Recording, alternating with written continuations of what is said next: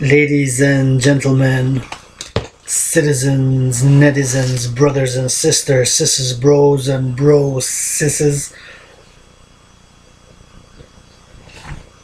welcome to Coffee with Dragon.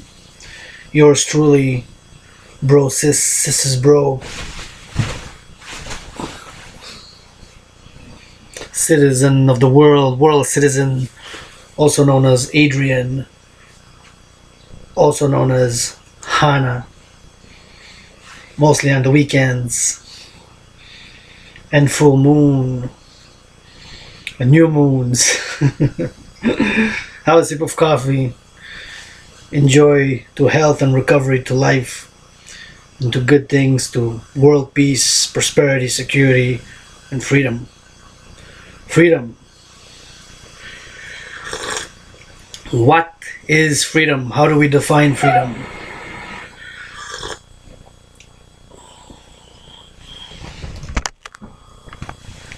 Does freedom come freely? Should make an exclamation point that freedom is indeed a dangerous thing.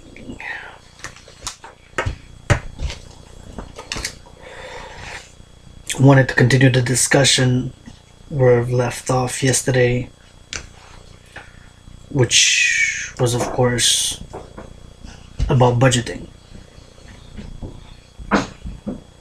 Myself have experienced financial precariousness, poverty, and have struggled with ups and downs of financial precariousness and poverty, and with poverty related issues. Of course, as a child and young adult, adolescent, and now as I'm making this video, appreciating my good friend gesture to lend me the computer in order to be able to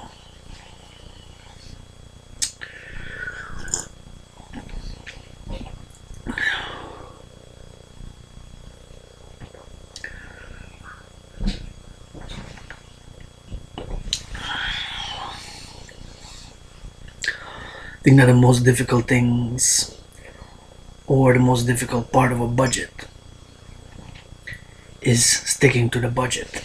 If you make a pre-planned budget, like I've given the example that I'm going to spend $20 and you spend $30, that's a ratio of going over the budget by $10. But $10 from 20, that's a ratio of 50%. And if you can calculate your budget, and if you go 50%, 60%, 40% over every budget, of course, after a month, 3 months, if you do it on a weekly basis, monthly basis, semi-annually, every 3 months or so, after a year you would have what's called, of course, a budget deficit, also known as an unbalanced budget or a negative budget. Of course, unbalanced budget simply means that all assets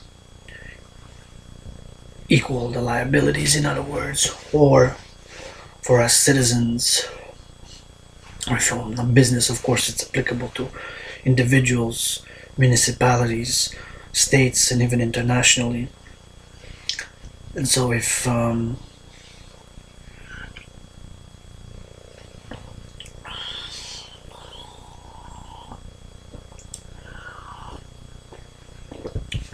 the books are balanced, if the budget is balanced, your income, your expenditures do not exceed the income, or your income is equal to the expenditures, and that's a balanced budget.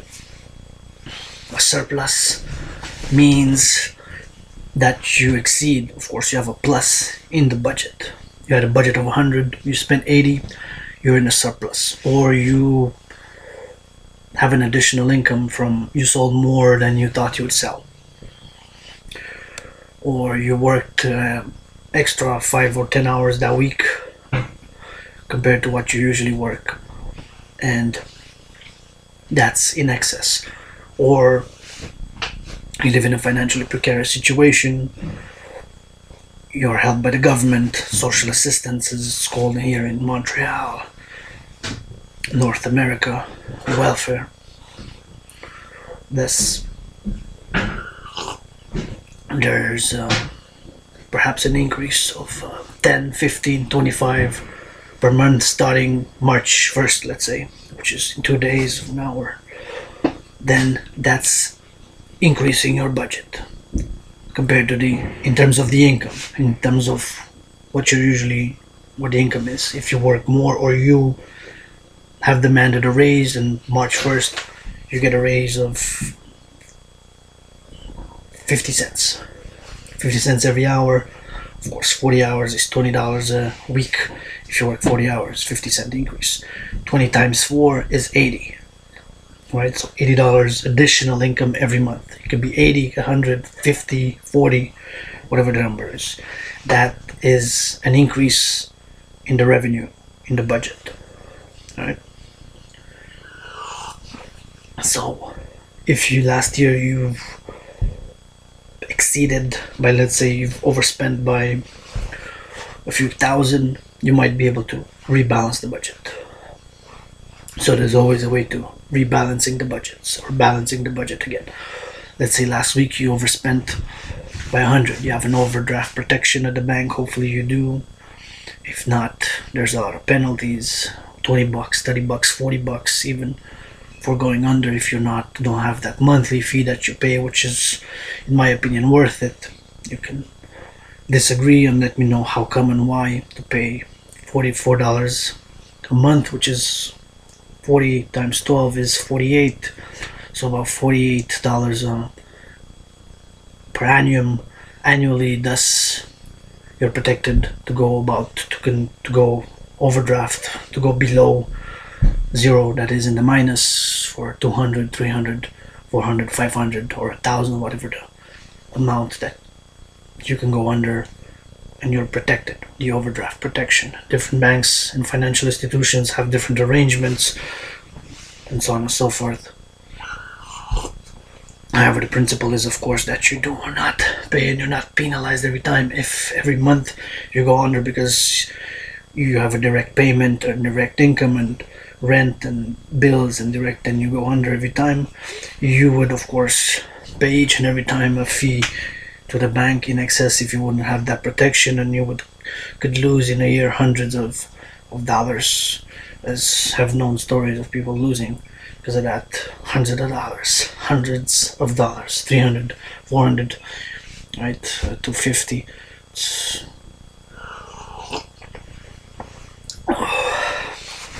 Budgeting.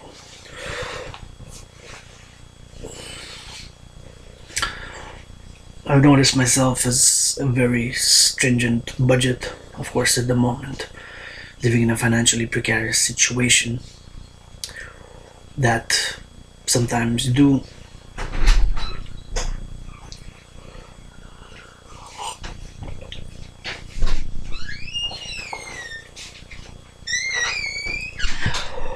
exceed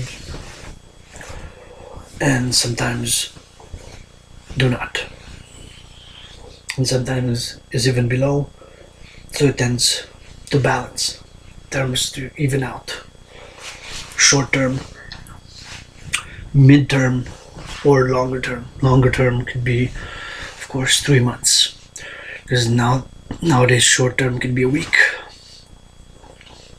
or 48 hours, 24 hours even.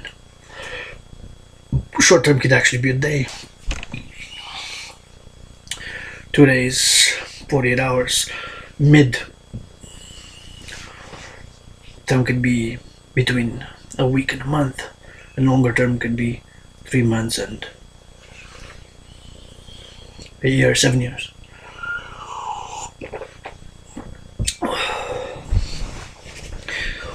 Budget. What is the most difficult for you? Let me know in the comments. Questions, opinions, thoughts on keeping a budget, personal or otherwise. Our politicians, our leaders, our governments, municipal, local, national, international, and of course, because now we have international financial institutions, it's pretty much very financialization is international in scope since at least 1984. It has become more and more international with the opening of the former socialist states and the communist East, of course, China.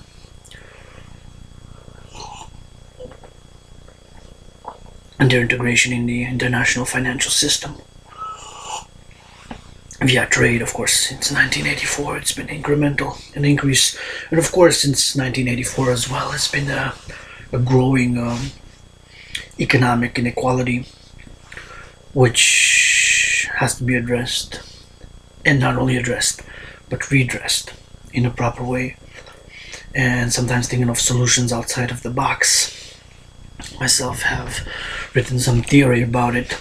It's not merely taxation, taxation, taxation, and discussions of taxing more the corporations and the stocks and the taxes on capital and such, but it's of course much more. There's other solutions to that.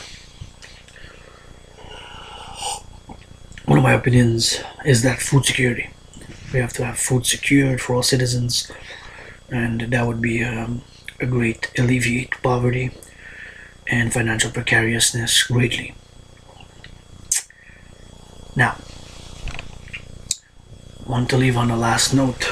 I've just read, was excited to watch and salute Elon Musk of SpaceX.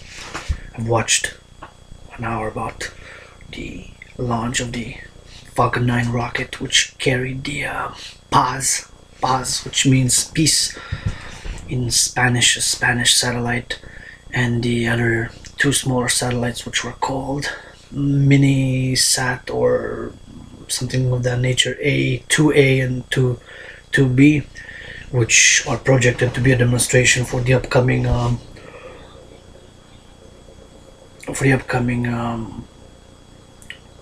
constellation, which is called Starlink. I'm a great fan, lover of science, and was filled with hope when I saw it for the human race, that we can together achieve a common understanding and common peace and security and prosperity, and we can work together and we can look towards the stars, because we forgot to look towards the sun, the stars, and above the sky. To human civilization, to mankind, to Elon Musk and his SpaceX team.